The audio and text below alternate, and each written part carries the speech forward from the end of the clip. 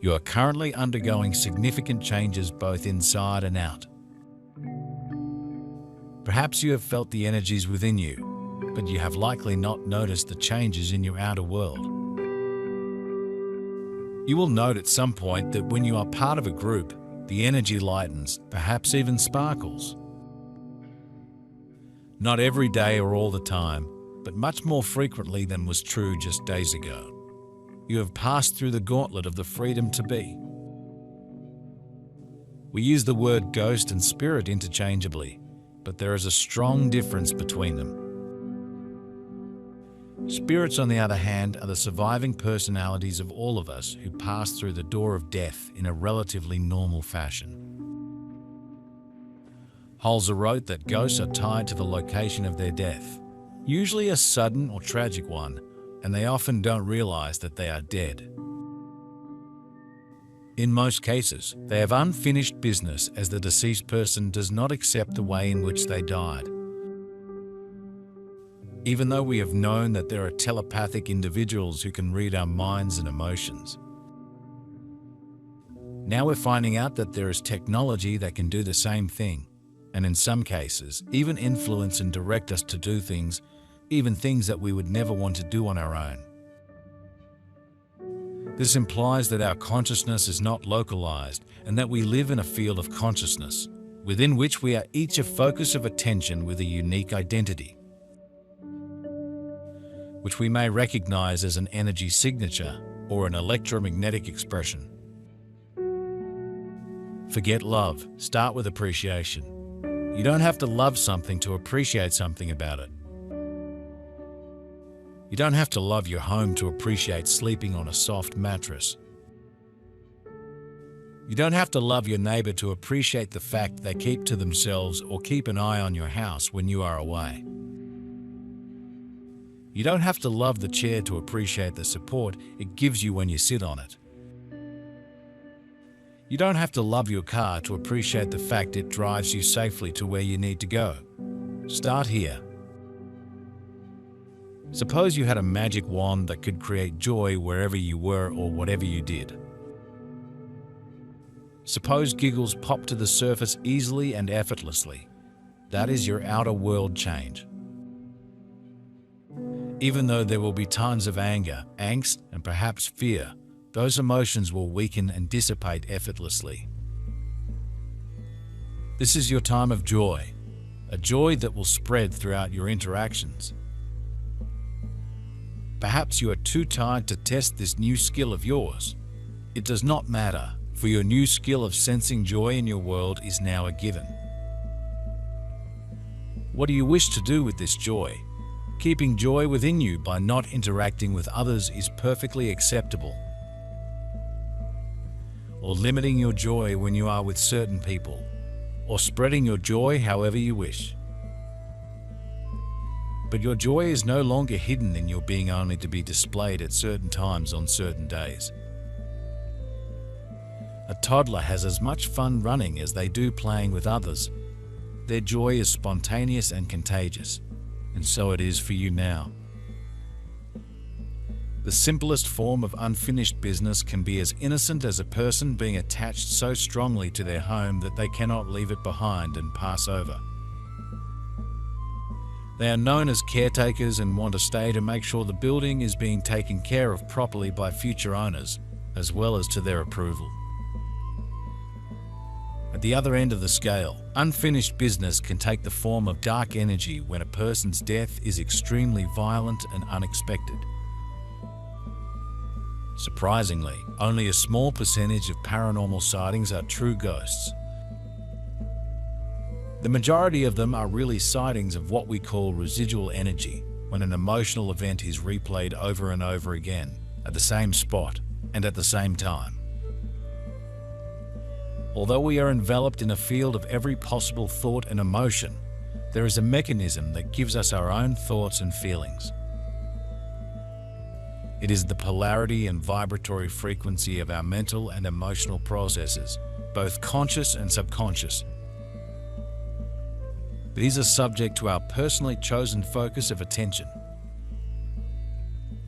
We are free to subject ourselves to random thoughts and feelings in our accustomed state of being, and to react to outer circumstances as if they are important.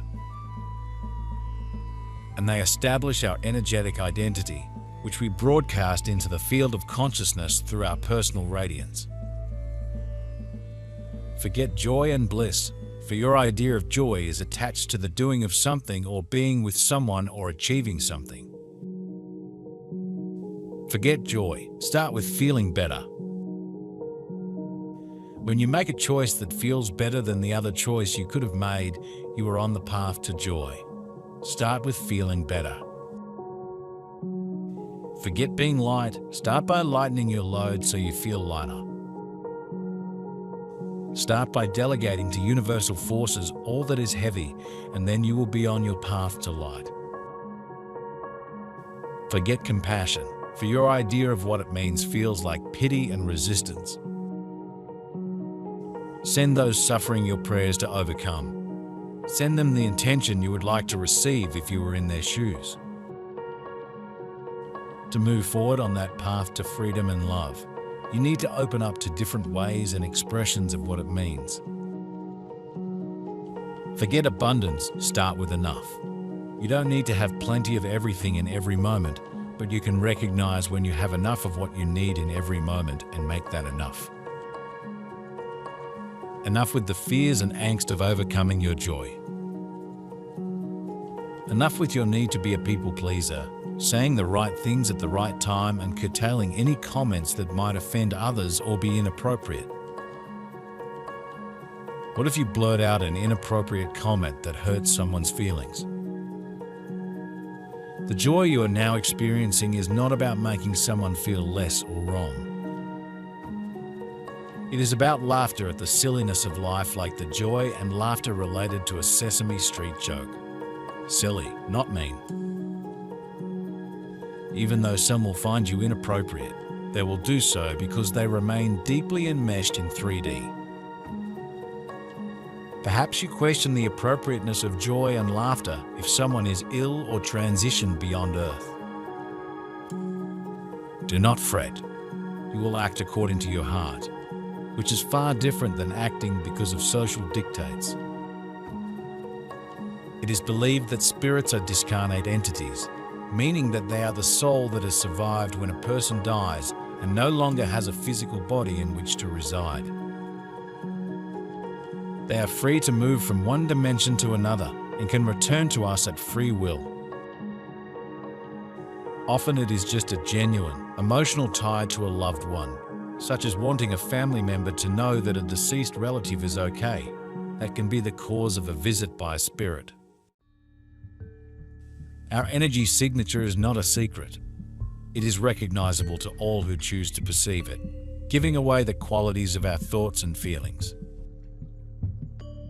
Our vibratory presence is also responsible for attracting the patterns of energy that come into our experience and repelling those that we are unaware of. We can allow this process of living to happen by default, and we can also choose to direct it as we desire. We have a largely unrecognized power to create and shape our lives by our own attention and how we feel about it and about ourselves. We are subject to influences beyond our personal awareness only to the extent that we are open to them.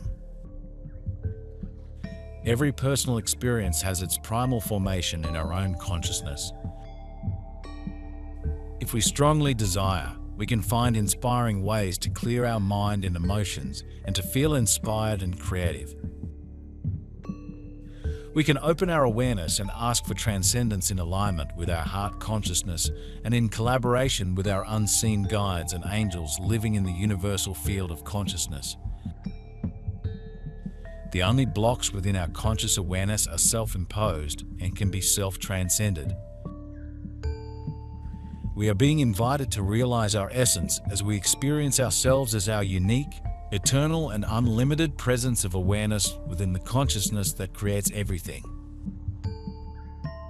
When you have a full belly, you ate enough. When you wake up refreshed, you slept enough. When you put time and effort on a project, you worked enough. When you go to the store and stand in the aisle that's full of products and variety, you have enough to choose from. Start with enough. If the path was like a measuring stick, don't measure yourself with the end of the stick. Take note of moving a little more towards the end, for that is the path and the end is a destination. So forget perfection as a final product and start with better, a little better. You need to charge the way you look at things and measure things in order to be free of these concepts and definitions and move past them. And when you release the definitions, the boxes that define things with borders, now you are free to move beyond these boxes, beyond 3D. It is a path, a direct line to more, so you start where you are and move to a little better. Earth life has always been meant to be joyful. The beauty of the earth was not created for sadness and fear. Yet, you and all beings who have ever been of the earth wondered if it was possible to be fearful, sad, and angry in such a beautiful location. That concept has been tested and found to be lacking. So, you are returning to the joy you are most familiar with in other dimensions and frequencies. Joy is your new inner and outer word. Laughter is the result. So, what does that mean for your interactions with loved ones or new acquaintances? That is your discovery, your mission, just as your mission was once to explore fear. Even though fear remains part of your personal paint palette, it is greatly diminished, as joy was when you were of 3D.